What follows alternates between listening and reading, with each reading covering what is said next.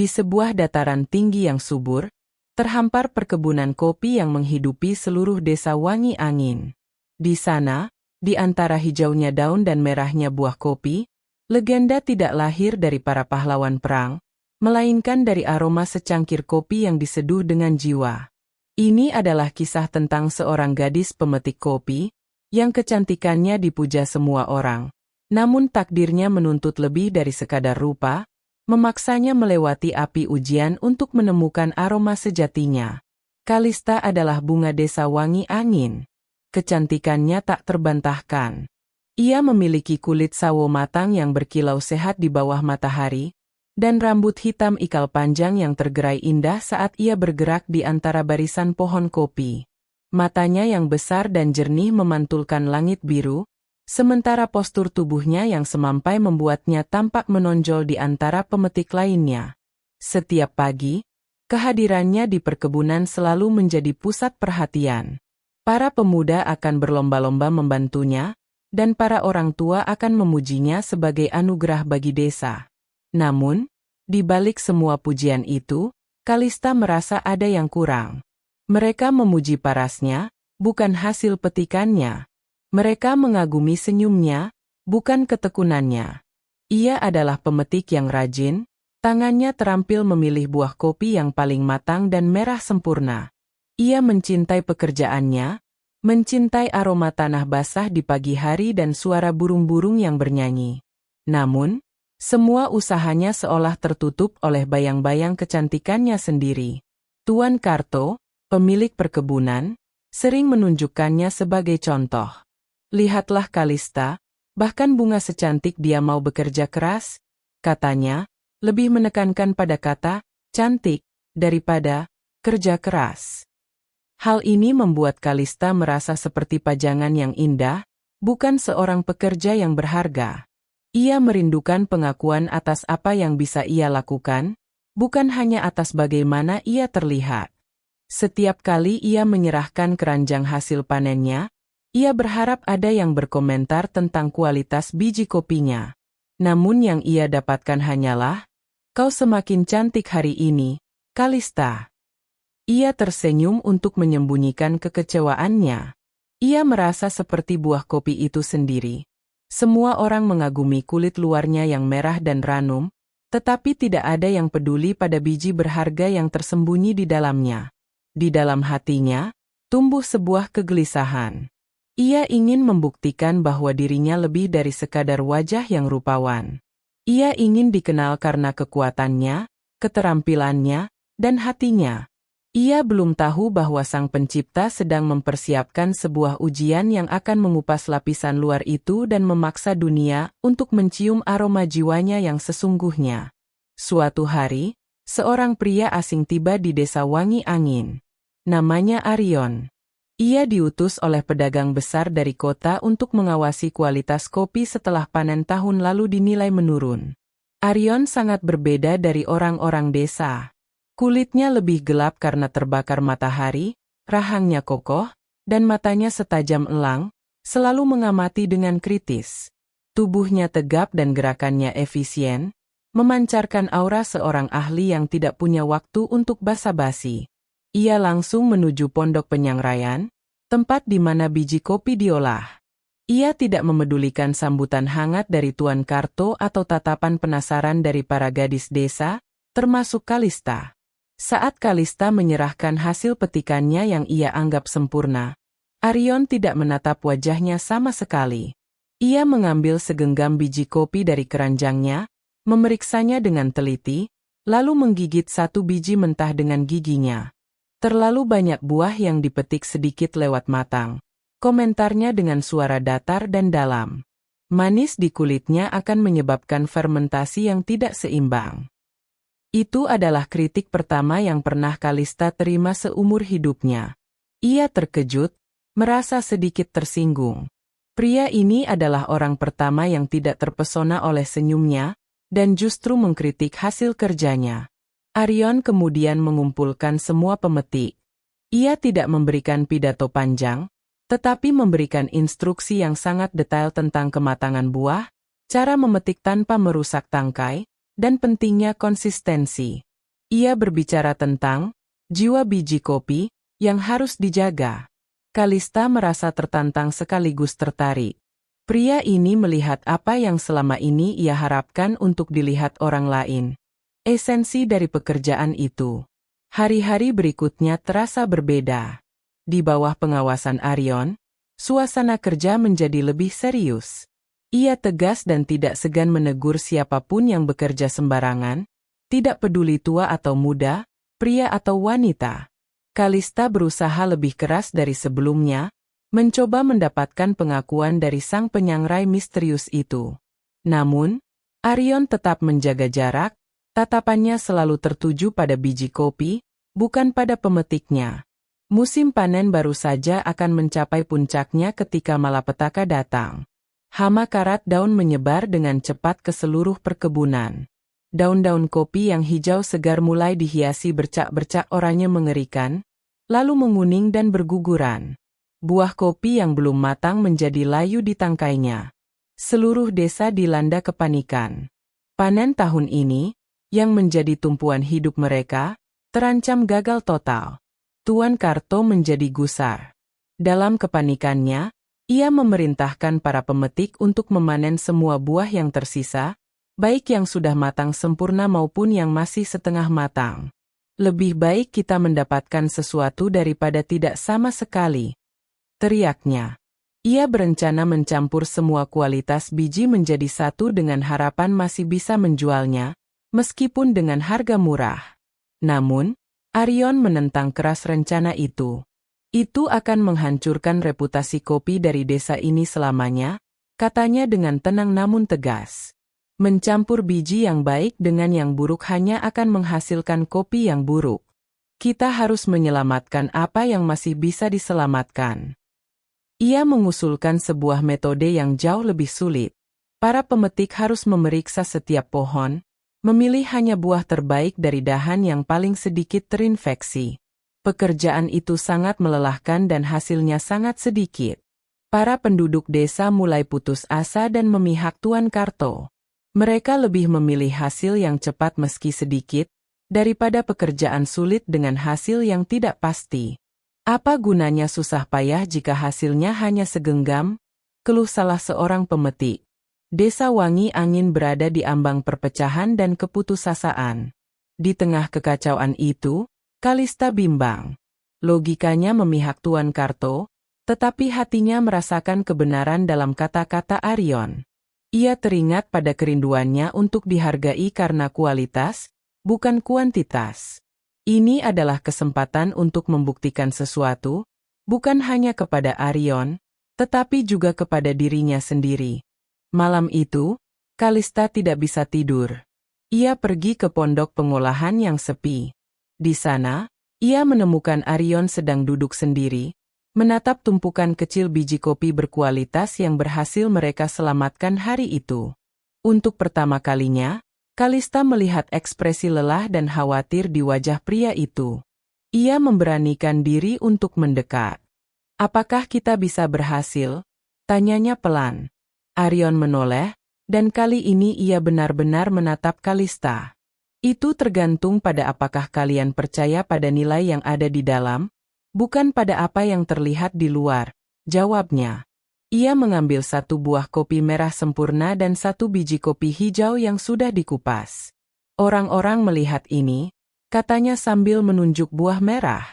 "Tapi kekuatan sesungguhnya ada di sini," lanjutnya sambil menunjuk biji hijau. "Namun, bahkan biji ini belum menjadi apa-apa. Ia harus melalui proses yang panjang dan panas untuk mengeluarkan potensinya." Kata-kata itu menyentuh sesuatu yang dalam di hati Kalista.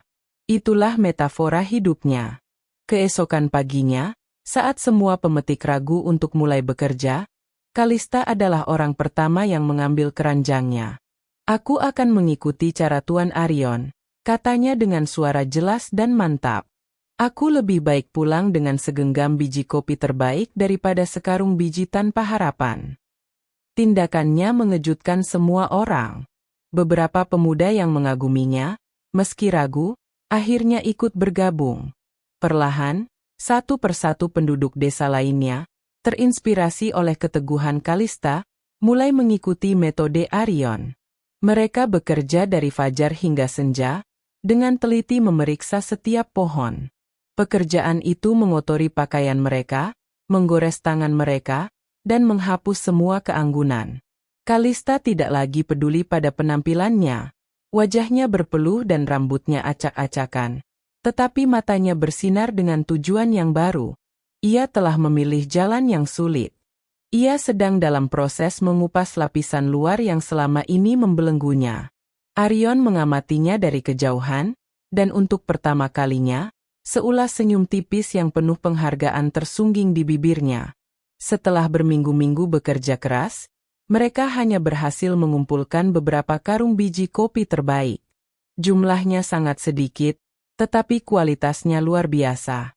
Sekarang, tibalah tahap yang paling krusial, penyangraian. Arion memutuskan bahwa ini adalah waktu yang tepat untuk memberikan ujian terakhir. Ia memanggil Kalista ke pondok penyangraian yang panas dan pengap. "Kau yang akan menyangrai biji-biji ini," katanya. Kalista terkejut. Menyangrai adalah sebuah seni yang membutuhkan kepekaan dan pengalaman. "Aku tidak bisa," jawabnya ragu. "Aku hanya seorang pemetik." Arion menatapnya tajam. "Kau sudah belajar memilih biji terbaik. Sekarang kau harus belajar mengeluarkan jiwa mereka. Proses ini panas, berisik, dan menakutkan. Kau harus mendengarkan, bukan dengan telingamu, tetapi dengan hatimu." Itulah awal dari ujian terberat Kalista. Ia harus berdiri di depan mesin sangrai tradisional yang berputar di atas api yang menyala-nyala. Panasnya terasa membakar kulit, dan suara biji kopi yang berderak di dalam drum terdengar memekakkan telinga. Arion berdiri di sampingnya, menjadi mentor yang keras. Ia tidak memberikan jawaban, hanya pertanyaan. "Apa yang kau cium? Apa warna asapnya? Dengarkan suaranya." Berkali-kali Kalista gagal. Ada biji yang ia sangrai terlalu gosong, menjadi pahit. Ada pula yang kurang matang, rasanya asam dan hambar. Setiap kegagalan terasa seperti tamparan. Ia frustrasi, lelah, dan nyaris menyerah. Tuan Karto dan beberapa penduduk desa mengintip dari luar, mencibir dan meragukannya. "Sudah kubilang ini sia-sia," kata Tuan Karto. Di tengah panas dan tekanan itu, Kalista merasa semua lapisan luar dirinya benar-benar terbakar habis, hanya menyisakan inti dirinya yang paling rapuh. Namun, Arion tidak membiarkannya menyerah. "Lagi," perintahnya. "Lupakan semua orang. Fokus pada bijinya. Rasakan perubahannya." Kalista menarik napas dalam-dalam, mengabaikan semua suara kecuali suara biji kopi di dalam drum. Ia mulai merasakan ritmenya, mencium perubahan aroma dari wangi rumput menjadi wangi kacang, lalu menjadi wangi manis karamel. Ia mulai memahami bahasa api dan biji. Di tengah konsentrasinya yang mendalam, Kalista mendengar suara yang ia tunggu-tunggu. Sebuah suara retakan lembut dari dalam drum, yang dikenal sebagai retakan pertama, first track. Itu adalah tanda bahwa uap air di dalam biji telah meledak, melepaskan potensi aroma dan rasanya. Bagi Kalista, suara itu lebih merdu dari musik apapun. Itu adalah suara kelahiran kembali, baik bagi biji kopi maupun bagi dirinya sendiri. Wajahnya yang tegang kini dihiasi senyum kemenangan. Ia tahu persis kapan harus menghentikan prosesnya, hanya beberapa saat setelah retakan pertama usai, untuk mendapatkan keseimbangan rasa yang sempurna. Dengan gerakan yang kini mantap dan penuh percaya diri, ia membuka pintu drum dan menuangkan biji-biji kopi yang panas itu ke nampan pendingin. Warnanya coklat kayu manis yang sempurna, permukaannya kering, dan yang terpenting, aromanya sungguh luar biasa. Aroma itu menyebar keluar dari pondok, memenuhi udara desa wangi angin. Itu adalah aroma yang kompleks dan memabukkan, campuran wangi bunga, buah, dan coklat. Para penduduk desa yang tadinya mencibir kini terdiam, menghirup aroma yang belum pernah mereka cium sebelumnya. Tuan Karto ternganga tak percaya. Arion mendekati nampan, mengambil beberapa biji yang sudah dingin, dan mengamatinya. Ia mengangguk pelan. "Kau berhasil," katanya, kali ini dengan nada penuh kebanggaan. Kalista merasa seluruh beban di pundaknya terangkat. Ia menatap tangannya yang kapalan dan wajahnya yang kotor oleh jelaga di pantulan logam. Ia tidak lagi melihat gadis cantik yang dipuja semua orang. Ia melihat seorang wanita kuat, seorang seniman sangrai yang telah melalui api dan keluar sebagai pemenang. Ia telah menemukan suaranya, bukan dalam kata-kata, tetapi dalam aroma kopi yang ia ciptakan. Ia telah membuktikan nilainya, bukan dengan parasnya, tetapi dengan karyanya. Ia telah melewati proses, sangrai, dalam hidupnya, dan kini ia siap untuk menyajikan hasilnya kepada dunia. Berita tentang kegagalan panen di Desa Wangi Angin telah sampai ke telinga pedagang besar di kota. Ia datang sendiri dengan niat untuk membatalkan kontrak kerjasama mereka. Tuan Karto menyambutnya dengan wajah pucat dan putus asa. Ia menyajikan kopi dari sisa panen lama, yang rasanya biasa saja. "Seperti yang kuduga," kata sang pedagang dengan kecewa. "Kualitas kalian sudah habis." Saat sang pedagang hendak pergi, Arion melangkah maju. "Tuan, mohon cicipi satu cangkir lagi," katanya. "Kopi dari panen tahun ini. Disiapkan oleh master sangrai kami." Semua mata tertuju pada Kalista, yang melangkah maju dengan tenang membawa nampan berisi cerek porselen dan sebuah cangkir kecil. Ia tidak lagi terlihat seperti pemetik kopi yang pemalu, melainkan seorang ahli yang penuh martabat. Dengan gerakan yang anggun dan terukur, ia menyeduh kopi di hadapan sang pedagang. Aroma yang luar biasa dari biji yang baru digiling langsung memenuhi ruangan, membuat semua orang terdiam. Saat air panas menyentuh bubuk kopi, aroma itu mekar menjadi lebih kompleks dan kaya. Kalista menuangkan cairan hitam pekat itu ke dalam cangkir dan menyajikannya. Sang pedagang menatap cangkir itu dengan ragu, lalu mengangkatnya perlahan. Begitu ia menyesapnya, matanya terbelalak karena terkejut. Rasanya begitu hidup, seimbang antara sedikit rasa asam buah, manis karamel, dan sentuhan akhir coklat yang lembut. Itu adalah kopi terbaik yang pernah ia cicipi seumur hidupnya. "Luar biasa," bisiknya. "Bagaimana mungkin? Dari panen yang hancur?" Kalista tersenyum. "Ini bukan dari panen yang hancur, Tuan," jawabnya dengan suara mantap. "Ini dari biji-biji yang berjuang paling keras untuk bertahan hidup. Terkadang, dari kesulitanlah rasa yang paling sejati muncul." Sang pedagang tidak hanya membatalkan niatnya, tetapi ia justru menawarkan kontrak baru dengan harga 3 kali lipat, khusus untuk kopi yang diolah oleh Kalista. Hari itu, sebuah desa diselamatkan bukan oleh kuantitas, tetapi oleh kualitas secangkir kopi. Sejak hari itu, Desa Wangi Angin tidak pernah sama lagi.